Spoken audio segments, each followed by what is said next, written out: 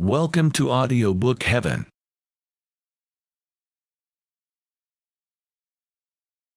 Section 10, Book the 10th. Argument. Diomede and Ulysses, as spies, penetrate the camp of the Trojans by night, and first entrap and slay Dolon, who had set out on the same errand for the Trojans. Having obtained from him the desired information, they then attacked the Thracians, and slay their king, Rhesus, while asleep. At the suggestion of Minerva, they then returned to the camp. The other chiefs, indeed, of all the Greeks were sleeping the whole night at the ships, overcome by soft slumber. But sweet sleep possessed not Agamemnon, the son of Atreus, shepherd of the people, revolving many things in his mind. As when the husband of fair-haired Juno thunders, preparing either an abundant, immense shower, or hail, or snow, when the snow whitens the fields, or somewhere preparing the wide mouth of bitter war, so frequently groaned Agamemnon in his breast from the bottom of his heart, and his mind was troubled within him. As often indeed as he looked toward the Trojan plain, he wondered at the many fires which were burning before Ilium, the sound of flutes and pipes, and the tumult of men. But when he looked towards the ships and the army of the Greeks, he tore up many hairs from his head by the roots, enraged at Jove who dwells aloft, and deeply groaned in his noble heart. But this plan appeared best to him in his judgment, to repair first to Nelean Nestor, and to see whether with him he might contrive some blameless counsel, which might be an averter of evil. Rising therefore, he wrapped his coat around his breast, and beneath his smooth feet bound the beautiful sandals. Next he threw around him the blood-stained skin of a huge tawny lion, stretching to his ankles, and grasped his spear. In like manner a tremor possessed Menelaus, for neither did sleep rest upon his eyelids, through fear lest the Greeks should suffer aught, who on his account had come over the wide sea to Troy, waging daring war. First with a spotted leopard skin he covered his broad back, and next, lifting his brazen helmet, placed it upon his head, and grasped a spear in his stout hand. But he went to awaken his brother, who had the chief command of all the Greeks, and was honoured by the people like a god. Him he found by the prow of his ship, putting his bright armour around his shoulders, and arriving, he was welcome to him. Him first Menelaus, valiant in the din of war, addressed: "Why arm thus, my respected brother? Or whom dost thou urge of thy companions to go as a spy amongst the Trojans? In truth I very much fear that no one will undertake this deed, going alone through the dead of night to reconnoitre the enemy. Any one who does so will be bold-hearted indeed." But him King Agamemnon, answering, addressed: "O Jove-nurtured Menelaus, need of prudent counsel comes upon both thee and me, which will protect and preserve the Greeks and their ships, since the mind of Jove is altered. Surely he has rather given his attention to the Hectorian sacrifices, for never have I beheld nor heard a person who related that one man has devised so many arduous deeds in one day as Hector, dear to Jove, hath performed upon the sons of the Greeks in such a manner, although the dear child neither of a goddess nor of a god. But such deeds hath he done as I conceive will long and for many a day be a cause of care to the Greeks. So many evils hath he wrought against the Greeks. But go now, call Ajax and Idomeneus, running quickly to their ships. But I will go to noble Nestor, and exhort him to arise, if he be willing to go to the sacred company of guards and give orders. For to him will they most attentively listen, because his son commands the guards, along with Meriones, the armour-bearer of Idomeneus, for to them we entrusted the chief charge." But him Menelaus, valiant in a din of war, then answered: "In what manner dost thou command and exhort me in thy speech? Shall I remain there with them, waiting till thou come, or shall I run back again to thee, after I have duly given them orders?" But him interred Agamemnon, king of men, addressed: "Wait there, lest as we come we miss one another, for there are many ways through the camp. But shout aloud whithersoever thou goest, and enjoin them to be watchful, accosting each man by a name from his paternal race, honourably addressing all. Nor be thou haughty in thy mind. Nay, let even us ourselves labour, whatever be our station, so heavy a calamity hath Jove laid upon us at our birth." Thus saying, he dismissed his brother, having duly charged him. But he hastened to go to Nestor, the shepherd of the people. Him he found on his soft couch beside his tent and black ship, and by him lay his variegated arms, a shield, 2 spears, and a glittering helmet. Beside him also lay a flexible belt, with which the old man girded himself, when he was arming for man-destroying war, leading on his people, since he by no means yielded to sad old age. being supported on his elbow, and lifting up his head, he addressed the son of Atreus, and questioned him in these words: "Who art thou who comest thus alone by the ships along the army during the gloomy night when other mortals are asleep, whether seeking any of the guards or any of thy companions? Speak, nor approach me in silence. Of what is there need to thee?" But him Agamemnon, king of men, then answered: "O Nestor, son of Neleus, great glory of the Greeks, thou wilt recognize Agamemnon, the son of Atreus, whom beyond all Jove hath plunged into toils continually, whilst breath remains in my breast, or my knees have the power of motion. I wander thus, because sweet sleep sits not on my eyes. But war and the calamities of the Greeks are my care. For I greatly fear for the Greeks. Neither is my heart firm, but I am confounded. My heart leaps without my breast, and my fair limbs tremble beneath. But if thou canst do aught, since neither doth sleep come upon thee, come, let us go down to the guards, that we may see whether, worn out by toil and overpowered by sleep, they slumber, and are altogether forgetful of the watch, and hostile men are encamped near. Nor do we at all know, but that they perhaps meditate in their minds to engage even during the night." But him Nestor, the Gerenian knight, then answered: "Agamemnon, most glorious son of Atreus, king of men, assuredly provident Jove will not accomplish to Hector all those devices, which now perhaps he expects. But I think that he will labour under even more cares if Achilles shall but turn away his heart from heavy wrath. Yet will I willingly follow thee, and let us moreover incite others, both spear-renowned Diomede and Ulysses, swift Ajax, and the valiant son of Phyleus. But if any one going would call godlike Ajax and king Idomeneus, for their ships are the farthest off, and by no means near at hand.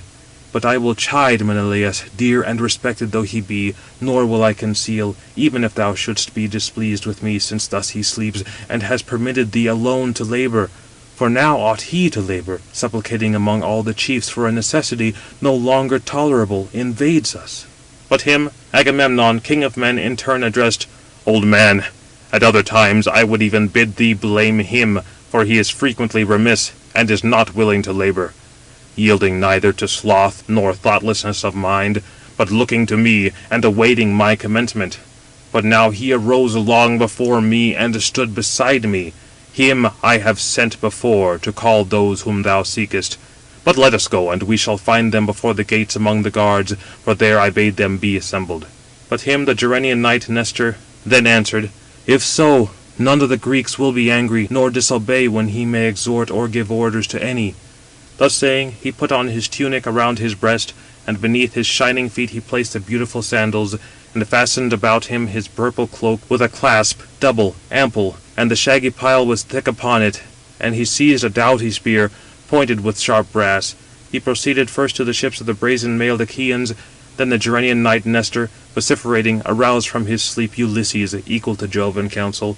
But the voice immediately penetrated his mind, and he came out from the tent and addressed them: "Why, I pray, wander ye thus alone through the ambrosial night, near the ships, through the army? What so great necessity now comes upon you?" But him Nestor the Gerenian knight then answered: "Jove-sprung son of Laertes, much scheming Ulysses, be not indignant, for so great a sorrow hath oppressed the Greeks. But follow, that we may arouse even another, whomsoever it is fit, to deliberate whether to fly or fight." Thus he spake, and much counselling, Ulysses, returning into his tent, flung around his shoulders his variegated shield, and followed them. But they proceeded to Diomede, the son of Tydeus, and him they found without, before his tent, with his arms. And his companions slept around him. Beneath their heads they had their shield, and their spears were fixed erect upon the nether point, and afar off glittered the brass, like the lightning of Father Jove. The hero himself, however, slumbered, and beneath him was strewed the hide of a wild bull, but under his head was spread a splendid piece of tapestry. Standing by him, the Gerenian knight Nestor awoke him, moving him on the heel with his foot. He roused him, and upbraided him openly: "Arise, son of Tydeus, why dost thou indulge in sleep all night?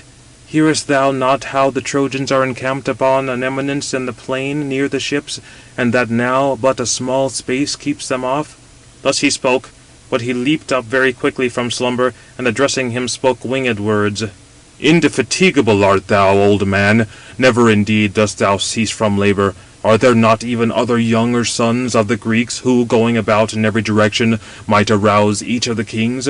But, O old man, thou art impossible to be wearied." But him then the Gerenian knight Nestor in turn addressed: "Truly, my friend, thou hast spoken all these things aright. I have, to be sure, blameless sons, and I have numerous troops, some of whom indeed, going round, might give the summons. But a very great necessity hath oppressed the Greeks, and now are the affairs of all balanced on a razor's edge, whether there be most sad destruction to the Greeks, or life.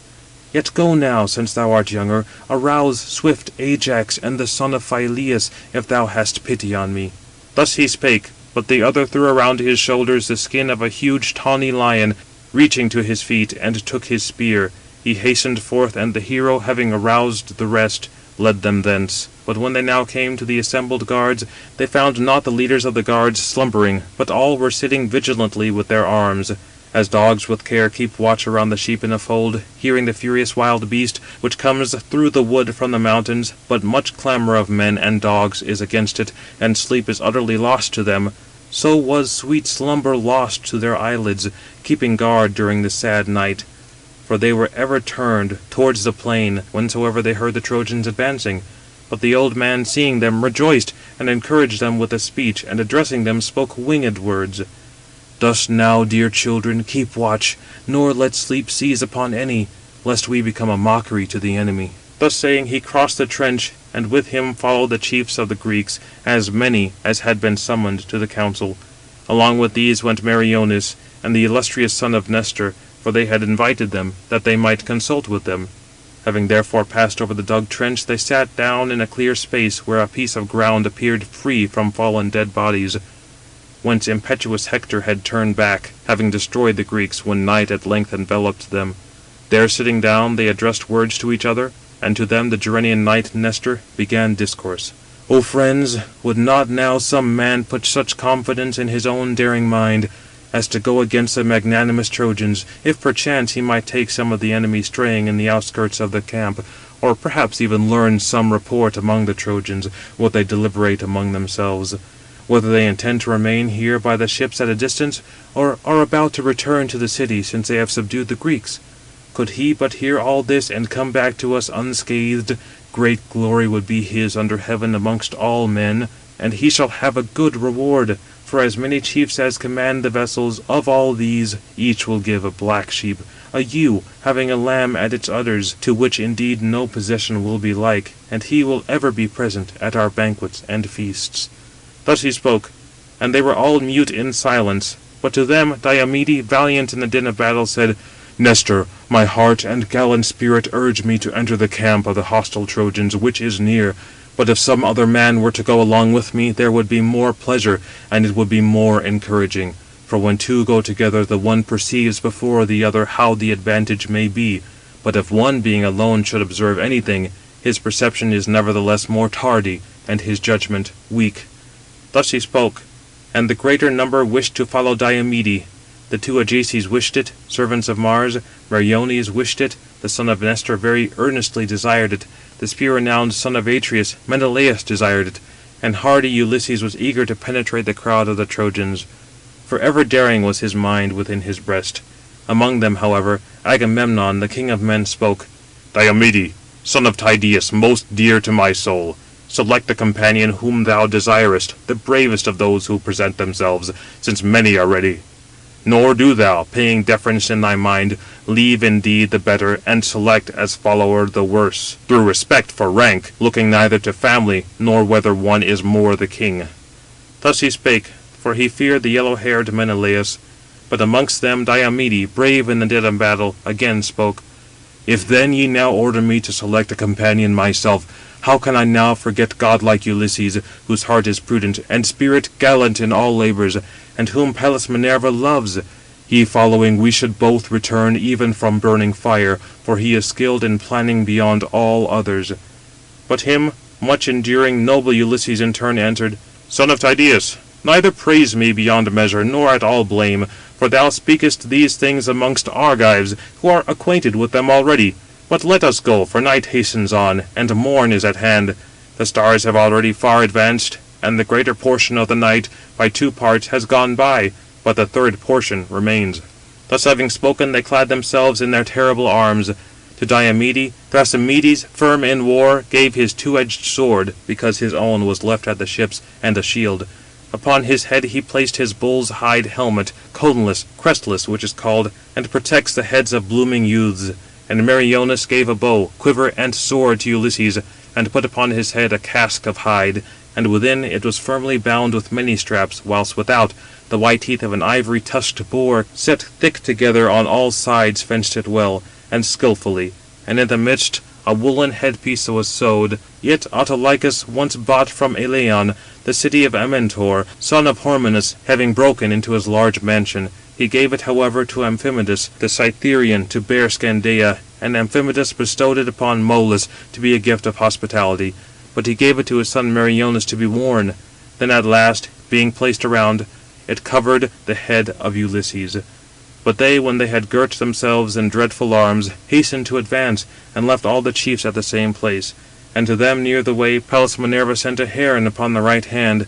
They did not discern it with their eyes because of the gloomy night, but heard it rustling. And Ulysses was delighted on account of the bird, and prayed to Minerva, "Hear me, thou daughter of aegis-bearing Jove, who standest by me in all labours, nor do I escape thy notice, having moved.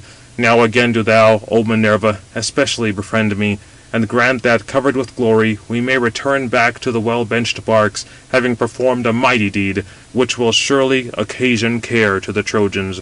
Then Diomede, brave in the din of battle, next prayed, "Now hear me too, O daughter of Jove, invincible. Attend me, as once thou didst attend my sire, the noble Tydeus, to Thebes, what time he went as an ambassador for the Achaeans. He left the brazen-mailed Achaeans at the Esopus, and he himself bore thither a mild message to the Cadmeans. But when returning he performed many arduous deeds, with thy aid, O noble goddess, when thou propitious didst stand beside him. Thus now willingly stand by and protect me. And in return I will sacrifice to thee a heifer of a year old, with broad forehead, untamed, which no man hath yet brought under the oak. This will I sacrifice to thee, encircling its horns with gold." Thus they spoke, praying, and Pallas Minerva heard them. But when they had supplicated the daughter of mighty Jove, they hastened to advance, like two lions, through the dark night, through slaughter, through bodies, through arms, and black blood. Nor did Hector allow the gallant Trojans to sleep, but he summoned all the chiefs together, as many as were leaders and rulers over the Trojans. Having summoned them together, he framed prudent counsel, "Who, undertaking it for me, will accomplish this deed for a great reward? And there shall be sufficient payment for him. For I will give a chariot and 2 rough-maned steeds, which excel in speed at the swift-sailing ships of the Greeks, to him whosoever would dare. He will also obtain glory for himself, to approach near the swift-sailing ships, and learn whether the fleet ships are guarded as formerly, or whether now subdued by our hands, they meditate flight among themselves, nor wish to keep watch during the night, overcome with grievous toil." Thus he spoke, but they were all still in silence. But among the Trojans there was one, Dolon, the son of Eumedes, a divine herald, rich in gold, and wealthy in brass, who in aspect indeed was deformed, but was swift-footed, and he was an only son among 5 sisters, who then, standing by, addressed the Trojans and Hector, "Hector, my heart and gallant spirit urge me to approach the swift-sailing ships, and gain information. But come, raise up thy sceptre to me, and swear that thou wilt assuredly give me the horses and chariot, variegated with brass, which now bear the illustrious son of Peleus, and I will not be a vain spy to thee, nor frustrate thy expectation. For I will go so far into the camp, till I reach the ship of Agamemnon, where the chiefs will perchance be consulting whether to fly or fight." Thus he spoke, but he took the sceptre in his hands, and swore to him, "Let Jove himself now be my witness, the loudly thundering spouse of Juno, that no other man of the Trojans shall be carried by these horses, but I declare that thou shalt entirely have the glory of them." Thus he spoke, and indeed swore a vain oath. Nevertheless he encouraged him. Immediately he threw around his shoulders his crooked bow, and put on above the hide of a grey wolf, with a casque of weasel skin upon his head, and seized a sharp javelin. And he set out to go from the camp towards the ships. Nor was he destined to bring back intelligence to Hector, returning from the ships. But when now he had quitted the crowd of horses and men, he eagerly held on his way. But him godlike Ulysses observed advancing, and addressed Diomede, Hark, Diomede! A man comes from the camp, I know not whether as a spy upon our vessels, or to plunder some of the dead bodies. But let us suffer him first to pass by a little through the plain, and afterwards, hastily rushing upon him, let us take him. If, however, he surpasses us in speed, attacking him with the spear, let us continually drive him from the camp towards the ships, lest by chance he escape towards the city. Then having thus spoken, they lay down out of the pathway among the dead. But he, in thoughtlessness, ran hastily past. But when now he was as far off as is a space ploughed at one effort by mules, for they are preferable to oxen in drawing the well-made plough through the deep fallow, they indeed ran towards him, but he stood still, hearing a noise, for he hoped within his mind that his companions had come from the Trojans to turn him back, Hector having ordered. But when now they were distant a spear's cast, or even less, he perceived that they were enemies, and moved his active knees to fly, and they immediately hastened to follow. As when two rough-toothed hounds, skilled in the chase, ever incessantly pursue through the woody ground either a fawn or hare, whilst screaming it flies before, thus did Tydides and Ulysses, sacker of cities, pursue him ever steadily, having cut him off from his own people. But when now flying towards the ships, he would speedily have mingled with the watch. Then indeed Minerva infused strength into Tydides, that none of the brazen-mailed Greeks might be beforehand in boasting that he had wounded him, but he himself comes second. Then gallant Diomede, rushing on him with his spear, addressed him: "Either stop, or I will overtake thee with my spear, nor do I think that thou wilt long escape certain destruction from my hand." He said, and hurled his spear, but intentionally missed the man. Over the right shoulder the point of the well-polished spear stuck in the ground. Then indeed he stood still, and trembled, stammering, and there arose a chattering of the teeth in his mouth, pale through fear. Panting they overtook him, and seized his hands. But he, weeping, spoke thus: "Take me alive, and I will ransom myself, for within my house I have brass, and gold, and well-wrought iron, from which my father will bestow upon you countless ransoms, if he shall hear that I am alive at the ships of the Greeks." But him, much planning Ulysses, answering, addressed: "Take courage, nor suffer death at all to enter thy mind. But come, tell me this, and state it correctly. Why comest thou thus alone from the camp towards the fleet, through the gloomy night, when other mortals sleep? Whether that thou mightest plunder any of the dead bodies, or did Hector send thee forth to reconnoitre everything at the hollow ships, or did thy mind urge thee on?" But him Dolon then answered, and his limbs trembled under him: "Contrary to my wish, Hector hath brought me into great detriment, who promised that he would give me the solid-hoofed steeds of the illustrious son of Peleus, and his chariot adorned with brass. And he enjoined me, going through the dark and dangerous night, to approach the enemy, and learn accurately whether the swift ships be guarded as before, or whether, already subdued by our hands, ye plan flight with yourselves, nor choose to keep watch during the night, overcome by severe toil." But him crafty Ulysses, smiling, addressed: "Assuredly thy mind aimed at mighty gifts, the horses of warlike Æacides, but these are difficult to be governed by mortal men, and to be driven by any other than Achilles, whom an immortal mother bore. But come, tell me this, and state correctly. Where now, when coming hither, didst thou leave Hector, the shepherd of the people? Where lie his martial arms, and where his steeds? And how stationed are the watches and tents of the other Trojans? What do they consult among themselves? Do they meditate to remain there at a short distance from the ships? Or will they return again to the city, since, forsooth, they have subdued the Greeks?" But him Dolon, the son of Eumedes, again addressed: "Therefore will I indeed detail these things to thee very correctly. Hector, with those as many as are counsellors, is deliberating upon plans at the tomb of divine Ilus, apart from the tumult. But for the watches of which thou inquirest, O hero, no chosen band defends or watches the camp. But as many as are the hearths of fires among the Trojans, those at them are they to whom there is compulsion. And they are both wakeful, and exhort one another to keep watch. But the allies, on the contrary, summoned from afar, are sleeping, for they committed to the Trojans to keep watch, for their children and wives lie not near them." But him, much planning Ulysses, answering, addressed: "In what manner now do they sleep? Mingled with the horse-breaking Trojans, or apart? Tell me, that I may know." But him Dolon, the son of Eumedes, answered: "Therefore will I indeed detail these things also very correctly. On the one hand, towards the sea are the Carians and Poenians, armed with crooked bows, the Lelegians and Cauconians, and noble Pelasgians. towards Cimbra. On the other, the Lycians are allotted their place, and the haughty Mycenaeans, the horse-breaking Phrygians, and the Maeonian cavalry warriors. But why inquire ye of me these things separately? For if ye are now eager to penetrate the host of the Trojans, those Thracians lately arrived are apart, the last of all the others, and among them is their king Rhesus, son of Aeneas, and his horses are the most beautiful and largest I have seen. They are whiter than snow, and like to the winds in speed. And his chariot is well adorned with both gold and silver, and he himself came, wearing golden armour of mighty splendour, a marvel to behold, which does not indeed suit mortal men to wear, but the immortal gods.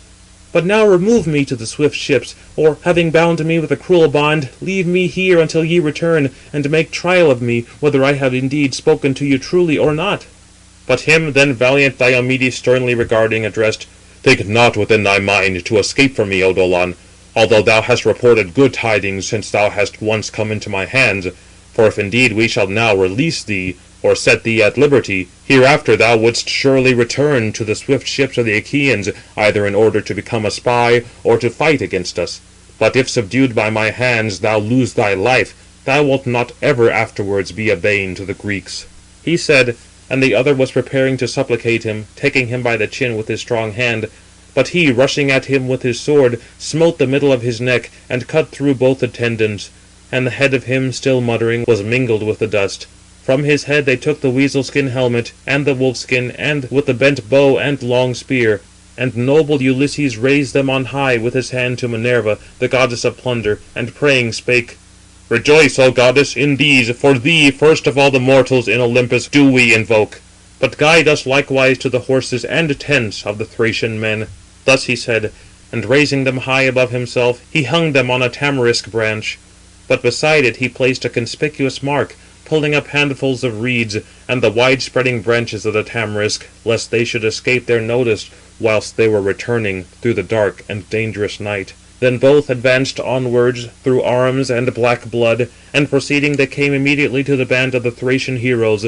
But they were sleeping, overpowered with fatigue, and their beautiful armour lay upon the ground beside them, carefully in order, in 3 rows, and by each of them stood a yoke of horses. Rhesus slept in the midst, and beside him his swift horses were fastened by the reins to the outer rim of the chariot. And Ulysses, first observing, pointed him out to Diomede: "This is a man, O Diomede, and these are the horses which Dolon, whom we slew, pointed out to us. But come now, exert thy mighty strength, nor does it at all become thee to stand leisurely with thy armour. Loose therefore the steeds, or do thou slay the men, and the horses shall be my care." Thus he spoke, but into him azure-eyed Minerva breathed valour, and he slaughtered, turning himself on every side, and a dreadful groaning arose of those smitten with the sword, and the earth grew red with blood. As when a lion coming upon unprotected flocks of goats or sheep rushes upon them, designing evils, so fell the son of Tydeus upon the Thracian men, until he had slain 12. But much counselling Ulysses, whomsoever Diomedes standing beside struck with the sword, him Ulysses dragged backwards, seizing by the foot, meditating these things in his mind, that the fair-maned steeds should pass through easily, nor should tremble in spirit, treading upon the corpses, for as yet they were unused to them. But when now the son of Tydeus had reached the king, him, the 13th, he deprived of sweet life, panting. For by the counsel of Minerva an evil dream had stood over his head during the night, in likeness of the son of Oeneus. But in the meantime patient Ulysses was untying the solid-hoofed steeds.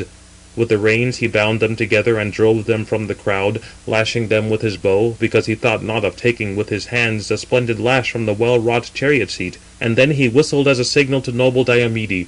But he, remaining, was meditating what most daring deed he should do, whether seizing the car, where lay the embroidered armour, he should drag it out by the pole, or bear it away, raising it aloft, or take away the life of more of the Thracians. Whilst he was revolving these things within his mind, Minerva in the meantime, standing near, addressed noble Diomede: "Be mindful now of a return to the hollow ships, O son of magnanimous Tydeus, lest thou reach them, having been put to flight, or lest some other god perchance arouse the Trojans."